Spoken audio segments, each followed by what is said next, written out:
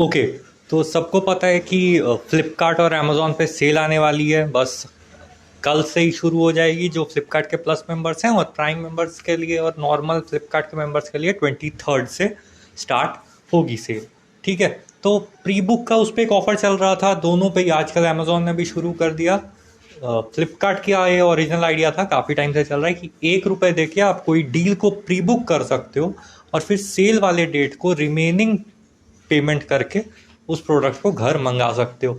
अब वो क्यों ज़रूरी है, अगर शॉर्ट में देखें तो सेल में क्या होता है कि स्टॉक आउट हो जाते हैं चीज़ें। ठीक है। तो उसके लिए सही रहता है कि आपने पहले से डील बुक कर ली और फिर आप रिमेनिंग पेमेंट करके, तो आपका वो कहीं नहीं गया। ठीक है। टाइम लिमिट वगैरह होता है पूरे दिन का, आपको उस पूरे एक सेल के दिन का 24 घंटे का टाइम मिल जाता है। आप कभी भी पेमेंट करके वो डील को परमानेंट कर सकते हो, नहीं तो रिफंड भी मिल जाता है। ठीक है। अब ये दीपक भाई का दो क्वेश्चन आया, बहुत प्यारा क्वेश्चन है, तो इसलिए इसको आंसर कर देते हैं। भाई ये बताओ, प्री बुक में 1 रुपये पे कर दिया, 12 बजे सेल आई, तो रिमेनिंग अमाउंट COD होगा या नहीं।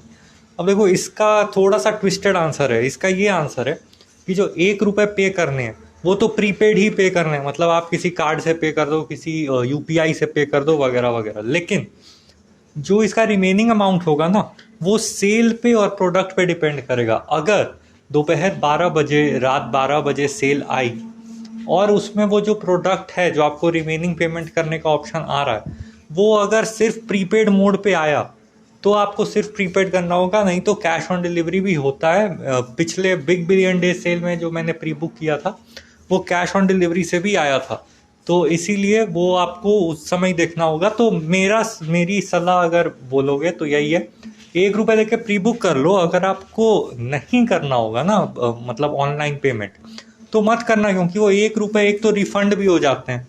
ठीक है। मैंने भी एक कैंसिल की थी डील, तो एक तो रिफंड हो जाते हैं, नहीं भी होंगे तो आप सोच लेना कि ठीक है 1 रुपये कहीं खो गए। ओके। अब दूसरा पार्ट, सेल यूज करने के लिए प्री बुक करना जरूरी है क्या, इसका भी दो तरह का आंसर है। पहला आंसर जो सिंपल आंसर है वो ये है कि नहीं, सेल में तो सेल की प्राइजेज आएंगी, उस तरह से आप बाई करोगे। ठीक है। तो इसीलिए प्री बुक करना ज़रूरी नहीं है।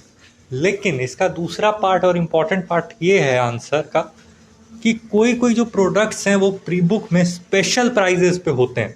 वो आपको वहाँ नीचे भी मेंशन दिख जाएगा कि इसकी जो बिग सेविंग डेज में जो प्राइस है वो कितनी हो सकती है। ठीक है। ज़रूरी नहीं कि हमेशा उतनी हो, कभी कभी उससे भी कम कर देते हैं और प्री बुक वाली डील के प्राइस पे ही आ जाता है वो। लेकिन most of the times pre book में बहुत स्पेशल डील्स ही आती हैं। जैसे मैं आपको एक एग्जांपल दे देता हूँ जो मैं पर्सनली इस बार मंगवा रहा हूँ। ठीक है। ये हैं गिज़मोर के 10 वॉट के स्पीकर्स। ये कोई ब्लूटूथ स्पीकर नहीं है, ये डेस्कटॉप के लिए, डेस्कटॉप से कनेक्ट करके, है ना, वो जो aux cable USB powered, laptop से भी कर सकते हो।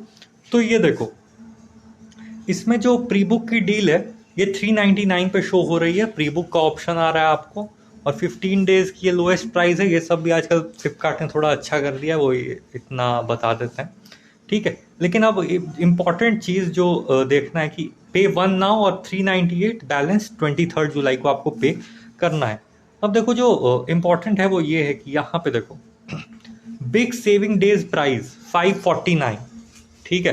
तो ये इंडिकेट कर रहा है कि जो बिग सेविंग डेज यानी नॉर्मल जो इस पे सेल आएगी ना, उसमें ये 549 का जाएगा।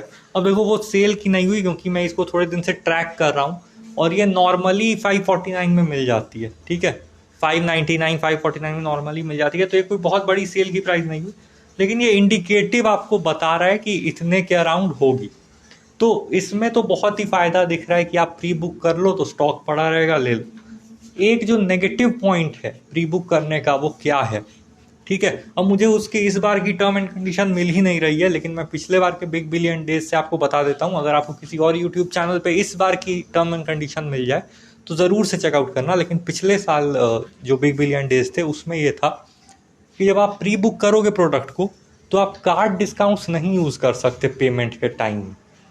मतलब डबल डिस्काउंट नहीं, ऐसा मत सोचो कि अभी आप पे कर रहे हो तो फिर कार्ड डिस्काउंट्स वगैरह एक्स्ट्रा भी आएंगे तो उस प्रोडक्ट पे आप दोबारा कर लोगे, क्योंकि वो जो कार्ड डिस्काउंट्स वगैरह वाली जो डील आएगी वो नॉर्मल सेल वालों के लिए आएगी। प्री बुक वालों के लिए यही डील है कि वो 1 रुपए देके एक तो स्टॉक फिक्स करा रहे हैं, ठीक है, ये उनका फायदा है। और दूसरा ये कि अगर बिग बिलियन डेज पे कुछ हायर प्राइस है और प्री बुक डील पे उससे सस्ती है तो उसका आपको फायदा मिल जाएगा, ठीक है। तो अंत में कंक्लूजन ये रहेगा कि पहली बात तो ये कि अगर आपको ऐसे कोई खास डील पसंद नहीं आ रही है या बिग सेविंग डेज की प्राइस और प्री बुकिंग की प्राइस सेम दिख रही है आपके प्रोडक्ट पे, तो आपको प्री बुक करने की ज़रूरत नहीं, क्योंकि बहुत चांस है कि कोई ना कोई तरह का कार्ड डिस्काउंट, पेटीएम डिस्काउंट आप अप्लाई कर पाओगे तो वो आपको और सस्ती पड़ जाएगी, ठीक है। लेकिन अगर आपके पास, आपको मालूम है कि आपके पास तो कोई कार्ड है ही नहीं, जैसे कोटक, एसबीआई, ये सब है ना, तो वो कार्ड आपके पास है ही नहीं, तो आप तो कार्ड डिस्काउंट ऐसे भी यूज़ नहीं करते, तो फिर आप प्री बुक कर लो, क्योंकि एक तो आपका स्टॉक फिक्स हो जाएगा, ठीक है। सेल में कभी कभी स्टॉक बहुत जल्दी आउट हो जाते हैं किसी किसी प्रोडक्ट के, तो उस हिसाब से आपको स्टॉक पड़ा रहेगा, और फिर 1 रुपए की बात है, और कार्ड आपके पास वैसे भी नहीं है, समझ रहे हो। चलो फिर बाय।